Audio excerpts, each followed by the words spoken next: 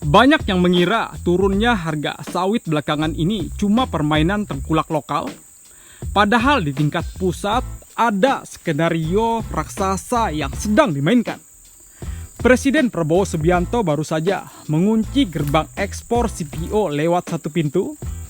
Ini bukan sekedar regulasi di atas kertas teman-teman, tapi ini adalah ajakan perang terbuka melawan kebocoran ratusan triliun devisa negara kita. Dan entah Anda sadari atau tidak, efek domino dari perang ini sedang mengincar isi dompet Anda di daerah. Sebelumnya, Assalamualaikum warahmatullahi wabarakatuh. Kembali lagi bersama saya Bang Plan di Plan Inspirasi. Salam tandan berduri, salam petani kelapa sawit seluruh Indonesia.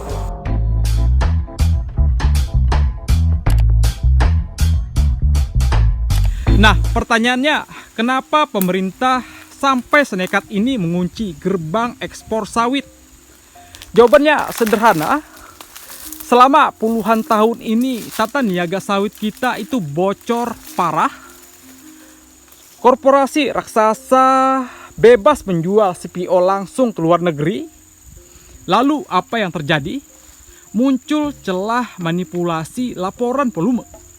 Dan parahnya lagi, uang hasil ekspornya justru diparkir di bank asing, bukan di dalam negeri kita, teman-teman. Nah, lewat Danantara, pemerintah ingin memegang kendali penuh atas setiap tetes minyak sawit Indonesia. Apakah Anda pernah bertanya-tanya? Indonesia adalah negara penghasil sawit terbesar di dunia, tapi harga sawitnya ditentukan oleh mereka di luar sana. Ini sangat ajaib, teman-teman. Nah, ini yang paling krusial sebenarnya. Indonesia selama ini didekti harga sawit dunia, bukan lagi tunduk pada bursa Malaysia ataupun kekuatan negara kita sendiri. Nah, tapi ingat, rencana besar ini jelas membuat sebagian pihak meradang dan merasa dirugikan. Yang pertama, jelas pihak eksportir yang selama ini merasa diuntungkan. Mereka hidup mewah dari memotong komisi ilegal dan menyembunyikan keuntungan di negara surga pajak.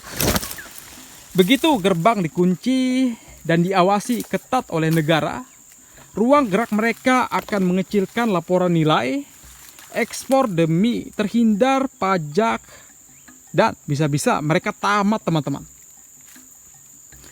Profit margin raksasa yang biasa mereka nikmati secara instan dipangkas habis dan dipaksa masuk ke pendapatan negara secara resmi.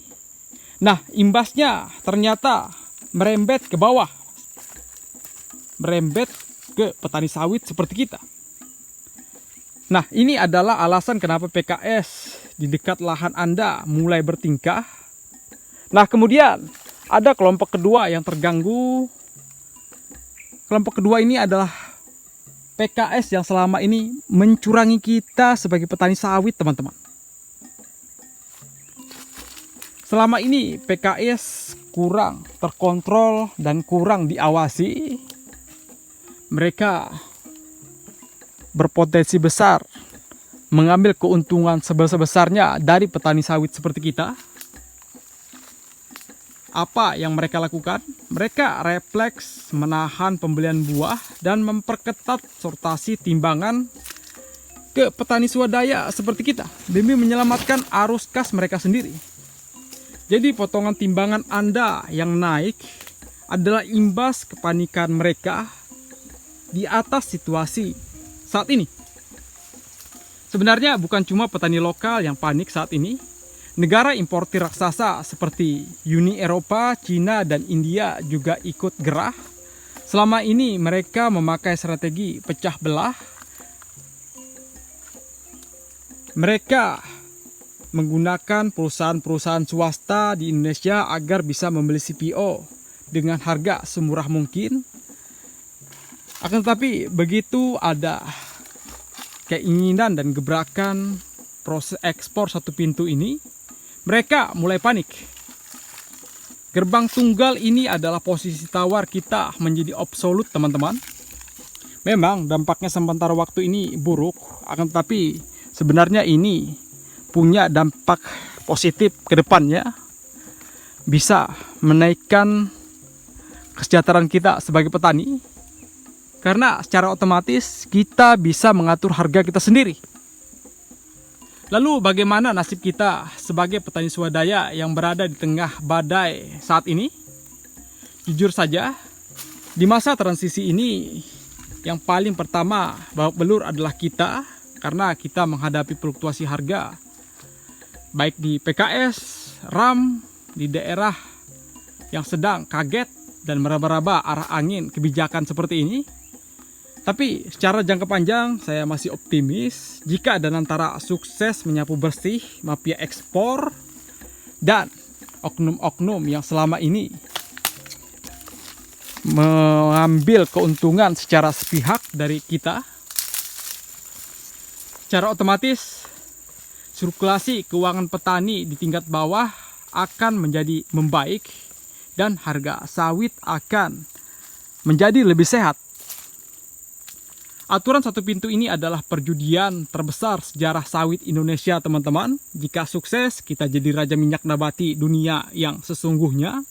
Tapi jika pengawasannya jebol, ini hanya akan memindahkan monopoli lama ke tangan pengusaha yang baru. Sekarang coba Anda cek di daerah Anda masing-masing, apakah PKS di tempat Anda sudah mulai memakai alasan aturan baru ini untuk mempermainkan potongan timbangan serta harga? Tuliskan nama daerah Anda dan kondisi PKS di sana. Mari kita kawal bersama-sama nasib petani swadaya. Sampai ketemu lagi. Wassalamualaikum warahmatullahi wabarakatuh. Salam tandan berduri.